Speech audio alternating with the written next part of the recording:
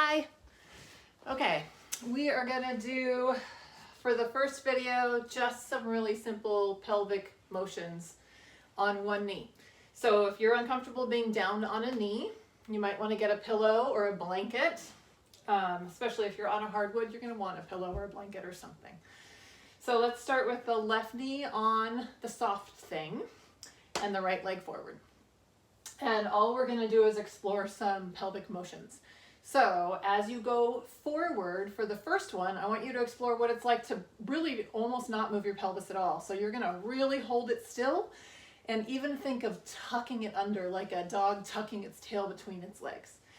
And if you're holding that tuck and you go to move forward, you don't get very far unless you've accidentally let it untuck, right? So you're tucking and you're moving forward. And almost right away, if you really are holding your pelvis still, you should feel a load or a stretch in the front of that hip. So tucking the tail between the legs, traveling forward until you feel a real stretch here. And that one we're mostly doing just so you can feel what it's like to not allow your pelvis to move. And then we're gonna practice different ways to move it, okay? So just see if you can feel that. If I tuck my tail between my legs and I try to move forward, do I feel a little stretch through here? Okay, then we are gonna allow some motion. So you can put your hands on your pelvis, and of course if you're not feeling super balanced here, you could do this next to something, right? Like a couch or a tabletop, where you could actually put your hand on that, a chair. So you don't have to have your hands on your pelvis. It's just going to be a little easier for us to feel what's really happening if we can do that. So as you travel forward this time, I want you to really relax your belly and allow, not make, but allow the pelvis to actually rotate forward and then come back. Okay, and you want your foot far enough out so that we're not going to really have to manage the knee mechanics here. It's just out far enough. There's not a ton of weight on it. Most of our weight's actually going to stay with the back leg. Okay, so that's it. You're going forward, relaxing the belly so that your pelvis is allowed to tip forward and back, and allowed to spill forward and back. Allowed to spill forward and back. And you want to see, can I do that? Can I let that happen with my pelvis without something funky happening, like without leaning the chest forward, without feeling discomfort in my back? We want to see how far you can travel with your belly relaxed. How far is your pelvis allowed to rotate forward? That's an anterior tilt. Before you feel some discomfort somewhere, right? And we're not going to get too into the explanation there other than don't go past where you feel discomfort. So as you go forward, relax your belly, allow the pelvis to tilt. But if you start to feel funky in here, there's something too sticky in your spine possibly. And so don't go past that point. We're just going to where really you just feel this as a hip work. Okay, and now we're also, same leg, going to add rotation. So we have our right leg forward and our left leg back. As we come forward with a relaxed belly, we're allowing for the spilling. We're also going to turn the pelvis left. So forward, relax, and turn left. And then come back up.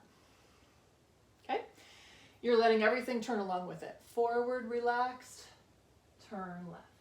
Again, we're not looking to feel something through here, okay? You're making your move too big for you, for now, for today, if that's where you're feeling it. Really, this is all about the front of the left hip. Forward and turn. Okay, and let's do the other side. Knee on the soft thing, other leg forward, and same thing. First, we're going to feel what it's like on this side to just totally limit your pelvic motion. And you're going to tuck your tail between your legs and just come forward. And if your tail is truly tucked, oh, you probably won't travel very far before you really, and I feel it before I even travel, before you really feel some load, stretch, whatever through here. Okay, so that's just to see how far do I go? What's it like to not move that pelvis? And then as you go forward, this time you're going to really release the belly and allow this pelvis, right, this whole bone structure down here to rotate forward. You'll definitely get to travel a lot further. But if you are somebody who has a lot of tension in some of those hip flexing muscles, or of course it can be spinal tension up above as well, it may end up feeling like you get crunchy in here, right? Don't go that far. We're not going for distance traveled. We're going for sensation. We want the sensation to be through here, not in here. So everyone will travel a different distance depending on your tension patterns, your history, etc. Okay, and then we're going to add the turn. So checking before we add that you aren't letting something else happen, like your shoulders travel, not feeling it in the front knee, you've got your leg out far enough.